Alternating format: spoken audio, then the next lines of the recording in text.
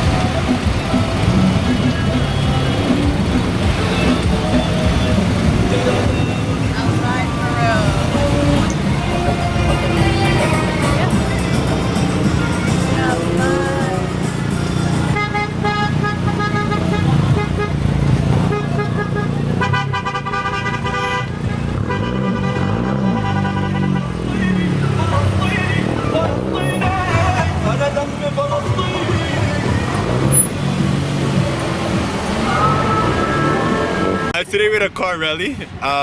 We wanted to make it more accessible to people, especially in the colder weather. Car rally, we wanted to make the issue, the situation, everything that's going on in Palestine unavoidable for the people, unavoidable for the general public. We hit a lot of people along the way. I'm sure a lot of people saw our flags, saw our keffiyehs, saw our support for the country of Palestine, and hopefully it made some sort of impact on the people that were passing by and the people who saw us on the way. So let's talk about Palestine. What's the news now? What's happening? I'm sure you heard one of the last hospitals was taken over and bombed, and they took Dr. Abu Sofia hostage about a week ago. Things are looking pretty grim, but we have to hold out hope and keep doing what we can to show up. The thing we wanted to emphasize with this protest, specifically why we did it so close to the New Year, is we wanted to emphasize that just because the New Year, just because we're hit to 2025, nothing has changed. It's New Year, same genocide.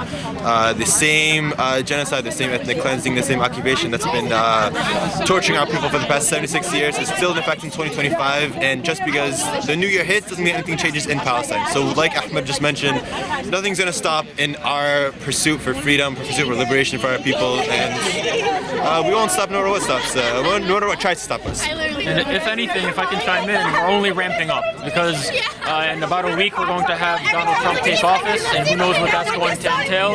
It's not our time to take a backseat. It's our time to rise up. Yeah, so I have family. All my extended family is actually in Gaza, and I think the worst thing right now is the temperature and how cold it is over there. Yeah. My extended family is entirely in tents right now, and the latest I've heard is that they were like fighting over some blankets, like spreading them out between the family. So it's a situation that I can't comprehend because of our privilege here, but I don't know what to feel anymore, a year and a half into this. Where are they in Gaza? So originally, my maternal side is in Rafah, but they moved up, I think, more central location, and it's also by the beach. So there's a lot of like wind from the beach, very frigid temperatures. Have people died in your family? I've lost two uncles. Sorry, it's hard to remember. I've lost 2 uncles and 3 cousins. That's awful. That's awful. Yeah, it's just, and then numerous extended family from my mom and dad's side, like in tens of members that I've lost. In this genocidal war, the Israeli government had 2 main goals: use military force to free the Israelis taken on October 7th, and the utter destruction of Hamas. Neither was achieved. They bargained to get citizens back, basically agreeing to the same deal that was offered last May. Their IDF killed tens of thousands of Palestinians, but military resistance has about the same number of fighters that it did on October 7th. I'm not saying that. This astounding claim comes from none other than Antony Blinken during one of his last speeches as Secretary of State. Indeed, we assess that Hamas has recruited almost as many new militants as it has lost. That is a recipe for an enduring insurgency and perpetual war. The longer the war goes on, the worse the humanitarian situation gets in Gaza. To emphasize, if a military force is losing a war, it loses troops and eventually it can't replace them.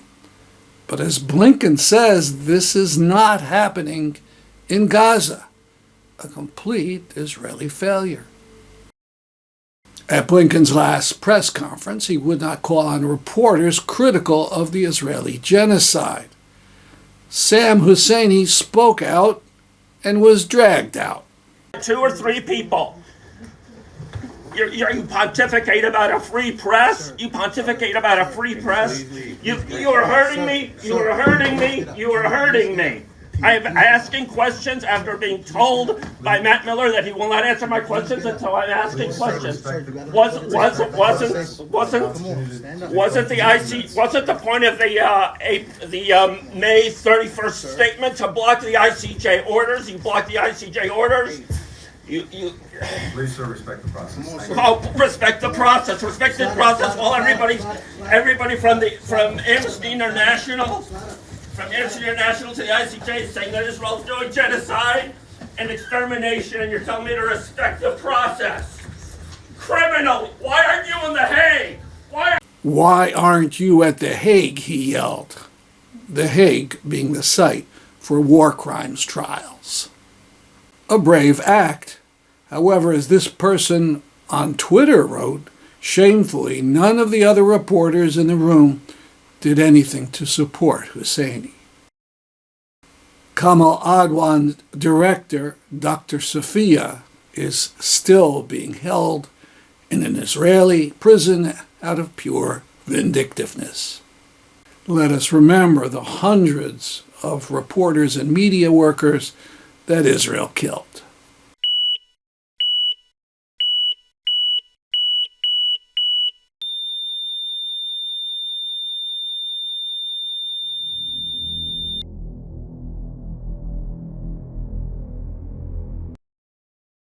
as complete science deniers again take office, it's worth listening to naturalist David Attenborough. In the last 150 years, the world has warmed on average by just over 1 degree Celsius, and our atmosphere now contains concentrations of carbon dioxide that have not been equaled for millions of years. We are today perilously close to tipping points that, once passed, will send global temperatures spiraling catastrophically higher. If we continue on our current path, we will face the collapse of everything that gives us our security: food production, access to fresh water, habitable ambient temperature, and ocean food chains. And if the natural world can no longer support the most basic of our needs, then much of the rest of civilization will quickly break down. Please make no mistake. Climate change is the biggest threat to security that modern humans have ever faced. We found this video on the feed of Matthew Todd. The writer remarks, "The devastation on its way is unimaginable. It's like nothing humanity has ever seen before." Now for part 2 of my interview with Saudi journalist and dissident Ali Al Ahmed. We were talking about the record of Jimmy Carter and his woeful actions towards Saudi Arabia and the Gulf.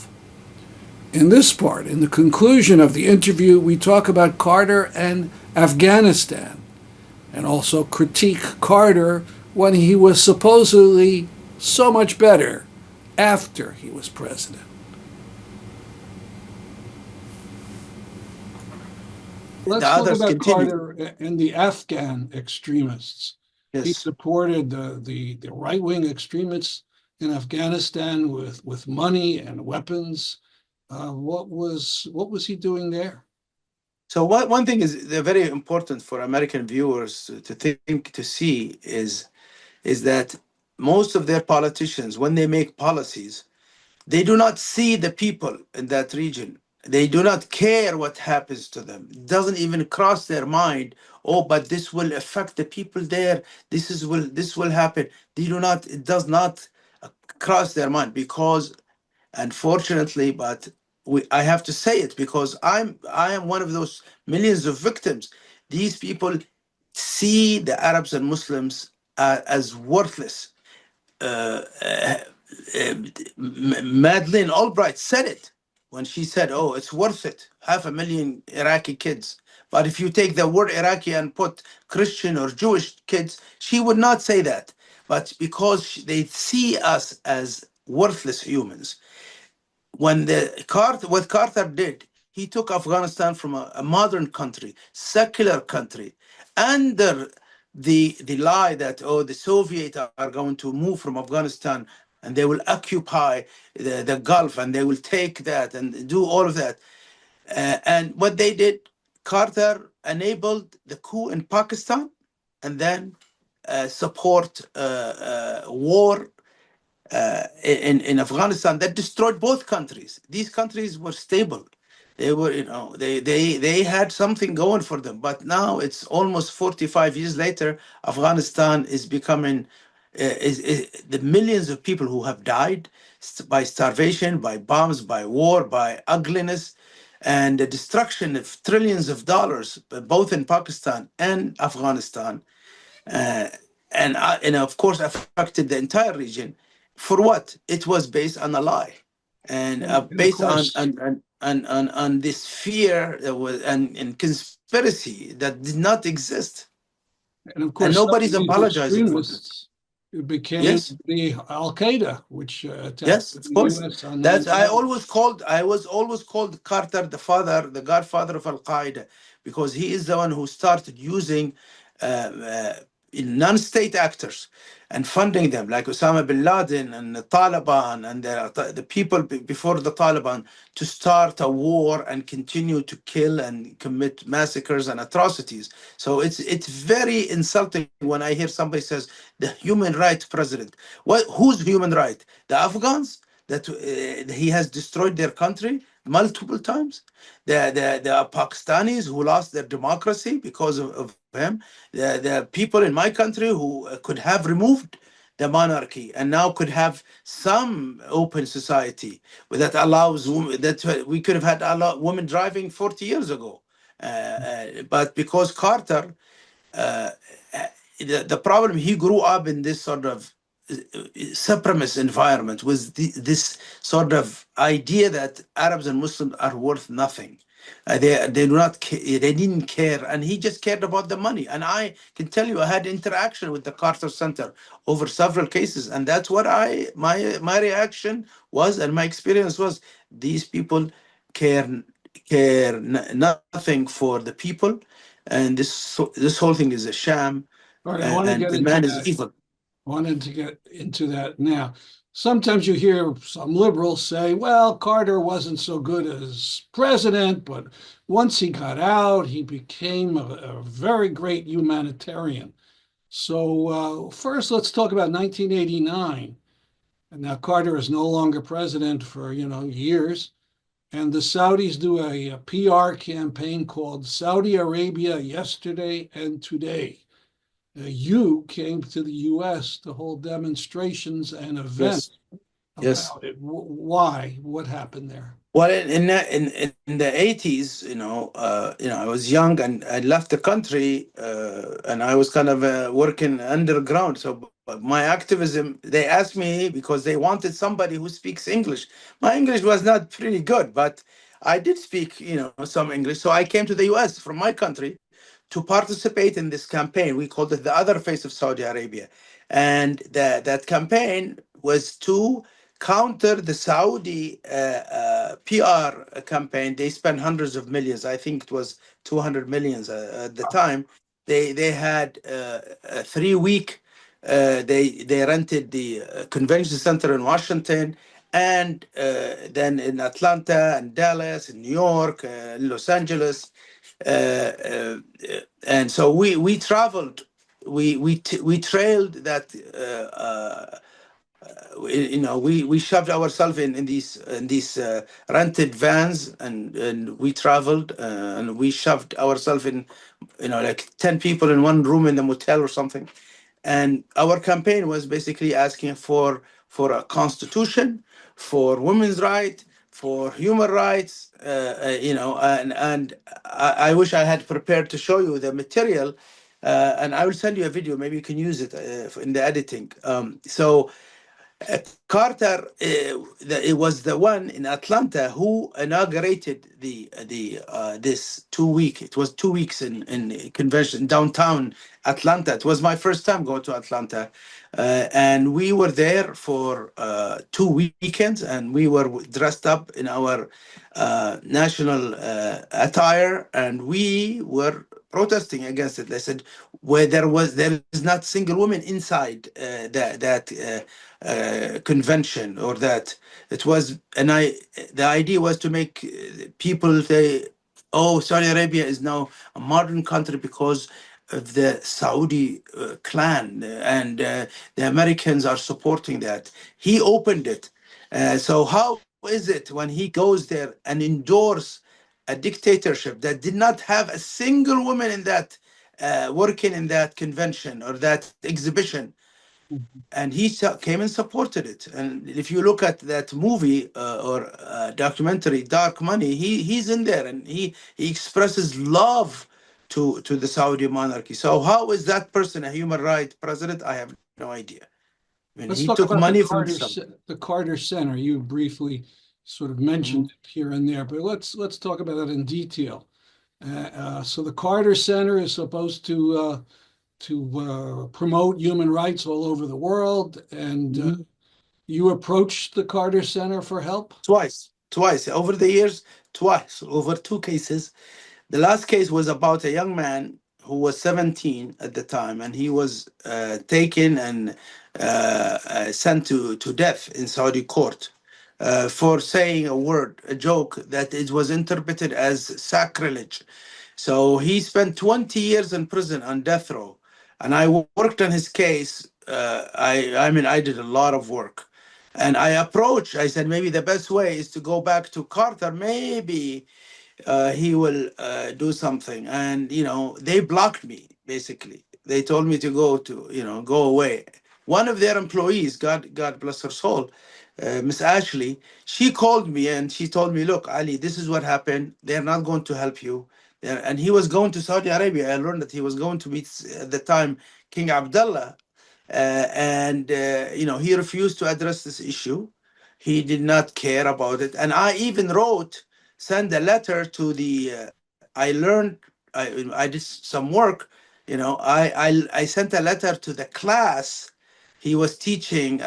He was teaching church or Bible school to kids. So I sent a letter to that class to say, this is what can you please ask Mr. Jimmy Carter to help this young man who was from the minority Ismaili in the southern part of our country, who was on death row at the time. So he did not move a finger or help with that case. It was not surprising, but for me it was an opportunity to make sure that I was right, and also to make a point in history that the lie that Jimmy Carter was for human rights is a lie. It's a lie. He's not, and in fact he took money. Another case. Yeah, it was a case in the 80s. Another Saudi person who was deported from the United States, and I was asking him to make sure he spares his life. But again, they didn't write back or call or anything. So it was a long time ago. But all in all, Carter has never said or done anything. I am the dean of human rights in Saudi Arabia. I've been working on human rights for nearly 4 decades, so longer than anyone I know, and so I have no inkling that he has done a single thing. He has not made a single statement, public or private. I remember they would say, "Oh, quiet diplomacy," and I said, "Yeah, that equals to I'm not going to do anything, but I want to take credit for it too." So that's exactly what happened. I know I had sources in the government, and they said Carter just came to ask for money, and he got a check. That's the whole idea, and you can see that interview on PBS with the documentary "Dark Money" or "Black Money," and you can see how he loves the monarchy, and he defended them. He defended them, not one time, many times. And I would point out, if you go to the website of the Carter Center, you can see 75 pages for different countries, but there's no page for Saudi Arabia at all. Or the Gulf countries, not only Saudi Arabia, because I think it has to do. Look, you have to you can understand a person by looking at his history. The man has religious doctrine that views Arabs and Muslims in a bad light. So, and that's the reason. That's one important part of behavior. Because if you see people as human, you would actually, do something. I personally don't ask people in power in this country to bomb any government or just say a few things. Say we can't really give you this. It's just kind stuff. You don't have to do anything. Just my experience is I have not seen that from Carter. I saw the opposite. To me, he is one of the worst American presidents because he started this whole chapter that we are suffering he defended and protected dictators, even as like you wrote yourself about the Shah. He didn't want the Shah to go away. He wanted the Shah to stay. He it's just things kind of he lost control of things, and the people at the time, it was too much to stop. Now, you nicely mentioned an article I wrote. This was back in 2011 about Jimmy Carter, looking at his diary. And we'll link to that in the comment below this interview. But before we end our talk, for people interested in your work, what is the website of the Institute for Gulf Affairs? It's www.gulfinstitute.org. I just want to say that it's important that we do not sanctify any politician. And it's unfortunate that in the United States, where people are supposed to have their right to express their opinion, Carter was not a saint, was not a human rights president, and we should stop, awarding sainthood to politicians, especially presidents, because what that does, it makes them even worse, and makes them think that they are infallible, and anything that they do is legal, like Nixon said. Carter was like that. He did something that I really, really, I think it's not only hurt the people in my part of the world, but in America, by imitating those dictatorships, because in exchange, you taking the money from it's stolen money, so to take it under the guise, oh, we're helping fight disease and so on. At the end, you end up America being like these dictatorships, not the other way around. The influence is, I have to call it something. There's no theorem on this in political science, and I was going to call it Carterism, because he is the one who basically made it official. He opened the door for dictators to have basically their ideas and their standards up part of the American laws. Hence all this patriot stuff that we're dealing with, and all these laws that are extreme and suffocating the freedoms of Americans from surveillance and so on. These are product of what Carter did and enabled those dictators. Well, thank you very much for speaking with me. Thank you so much. Right. That's our program for today. See you next week at this time. I'm Stanley Heller for the Struggle Video News.